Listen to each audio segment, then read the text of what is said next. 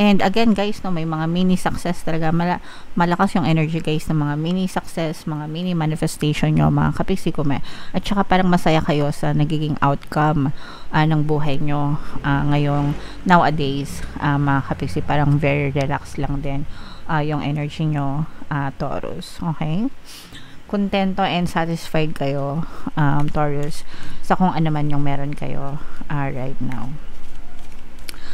Alright, so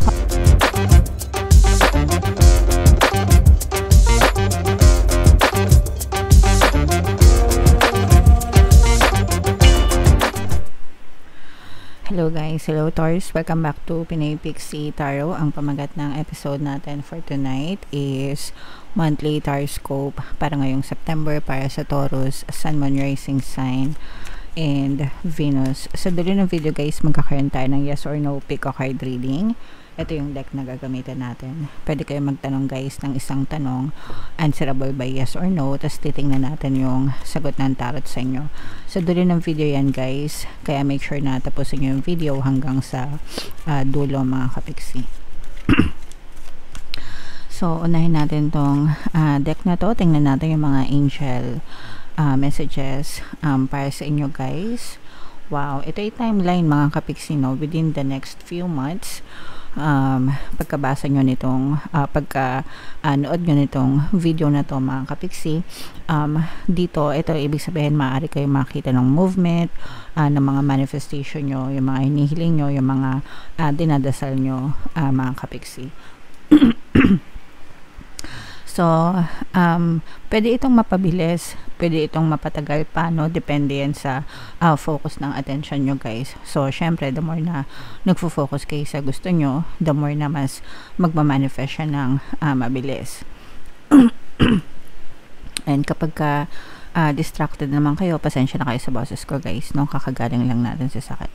And kapag distracted naman kayo mga kapiksi, the more na naninega kayo, the more na nade-delay yung mga manifestation nyo. So make sure guys now, when you're manifesting for something, palagi lang kayo mag-focus, no, dun sa gusto nyo until ma-push out siya sa inyong physical reality mga kapiksi. Another message for you Taurus. You're ready, handa ka na, no? Handa na mga kapiksi, no?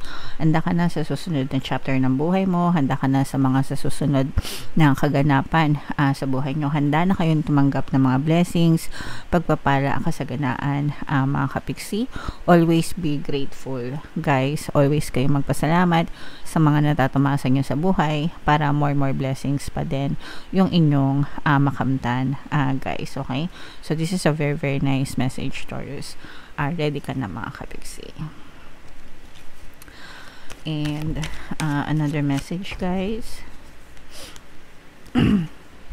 Wow, opportunity mga kapiksi, no? Saluhin nyo itong mga oportunidad na to guys.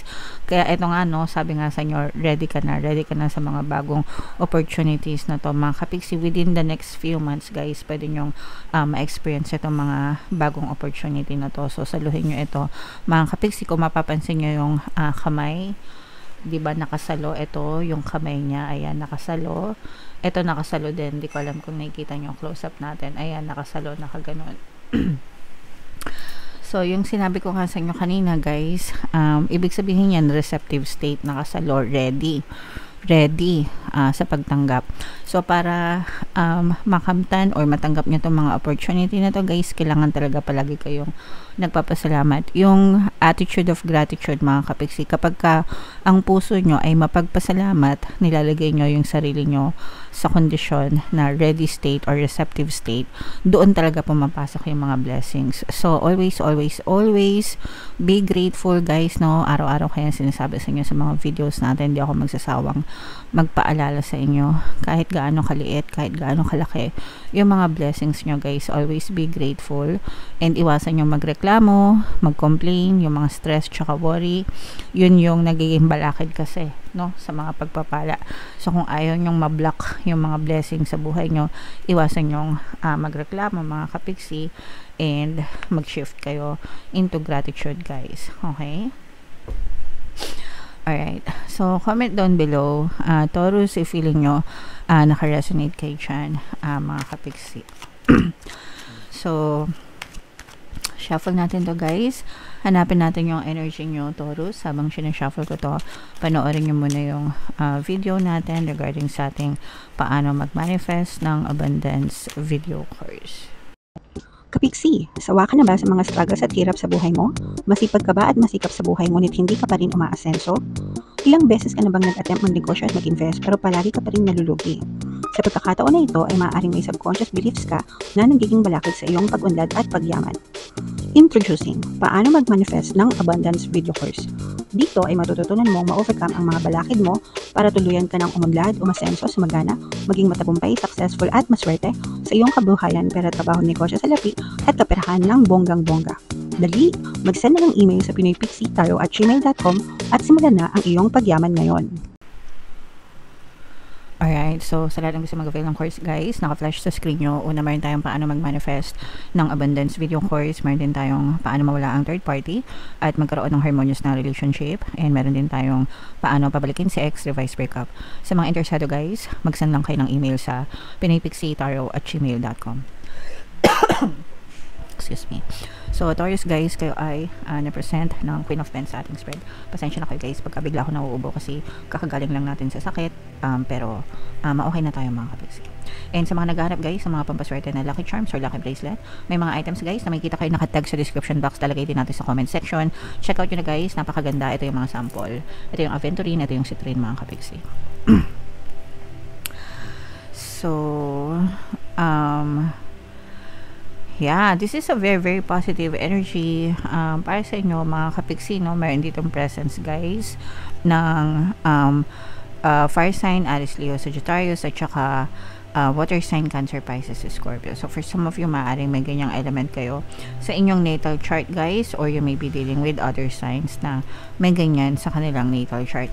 So unahin natin yung sa love, mga kapiksi. For some of you, you may be dealing with a karmic relationship mga kapiksi, and for some of you naman guys, parang I'm sensing na this is more of like parang twin flame type of relationship mga kapiksi. Malakas yung hatak nyo sa isa't isa guys, no? And for some of you guys, kung hindi pa kayo kasal ng inyong partner o specific person, maaari kayong makatanggap ng marriage proposal from your person mga kapiksi. Parang gusto na nilang lumagay sa tahimik, no? And for some of you, parang nag-elevate yung inyong relationship, nagle-level up. Let's say for example, from friends, nagiging lovers, from lovers, nagiging couple, living in together, or mag-asawa. Yung mga ganong klaseng level up mga kapiksi. Yung iba sa inyo guys, I'm also sensing na parang pwedeng magkaiba din yung lahi, no? Yung iba sa inyo, para magkaiba yung lahi nung ninyong dalawa. So baka affirm yung inyong mga jowa mga kapiksi. Pero one thing for sure, kung hindi pa kayo settled mga kapiksi, parang gusto ng person mo na mag-settle na kayo guys. It's either gusto mo or gusto nila, and maaring matupad yan mga kapiksi. Okay? For some of you guys, may mga mini manifestation, mga mini success, no, na ma-experience kayo, especially if you have like specific desires na talagang wino-workout nyo. Especially sa health, no? I'm sensing sa health guys. Let's say for example, nagwe-weight loss kayo, gusto nyong mabawasan yung timbang nyo, o kaya naman gusto nyong makita yung mga abs nyo, yung mga ganyan. May ginalaman sa health and wellness, o kaya naman parang gusto nyong makatakbo ng 5 km o kaya 10 km, yung mga sumasali sa mga marathon ba tawag doon guys, yung mga running ganyan.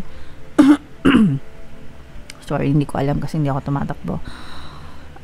Yeah, so parang may mga ganong klase kayong na-achieve mga kapiksi, o kaya naman yung mga 10k steps a day. So parang nahihit nyo yung mga ganong klaseng milestones when it comes to your wellness guys, okay? And nakikita natin dito na for some of you maganda din, lalo na kung nagnenegosyo kayo mga kapiksi, parang na-establish nyo yung pangalan ng negosyo nyo, yung brand nyo. dati parang nag-i-struggle kayo sa paghanap ng mga kliyente or customers, mamimili. Pero ngayon guys, parang sila na mismo, no, yung kusa na nag-i-inquire sa inyo. Dati, todo kayod pa kayo sa marketing nyo, sa pagpapromote ng mga product nyo. Pero ngayon, parang kusa na lumalapit yung mga customers and mga clients sa inyo para mag-inquire, no. So, magandang magandang movement, no, lalo na sa mga may negosyo, mga kapiksi. So, i-mind nyo na yan sa comment section. Magandang movement sa negosyo, itong level up ng relationship, mga kapiksi, at saka itong mga mini success, mini manifestation, guys, okay? May mga relationship guys na masasolve din, no, lalo na kung nag-aaway kayo ng iyong partner or specific person. Actually guys, kung nag-aaway kayo ng partner mo or SP mo, susuyuin ka nito, mga kapiksi, and maaring ligawan ka ulit nitong person mo, no. Parang susuyuin ka, magsusorry sa'yo, ligawan ka ulit, regaluhan ka, ganyan.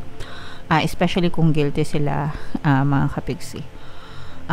Take it slow guys. Syempre kailangan natin magpakipot. Samantalahin nyo guys, no? Pero wag nyo rin naman pahirapan, mga kapiksi. At saka wag nyo rin paasahin. Kung ayaw nyo na, edi wag, diba? Basta isettle nyo para to ensure na hindi na nila yun gagawin ulit, mga kapiksi. Okay? And again guys, no, may mga mini success talaga. Malakas yung energy guys ng mga mini success, mga mini manifestation nyo, mga kapiksi.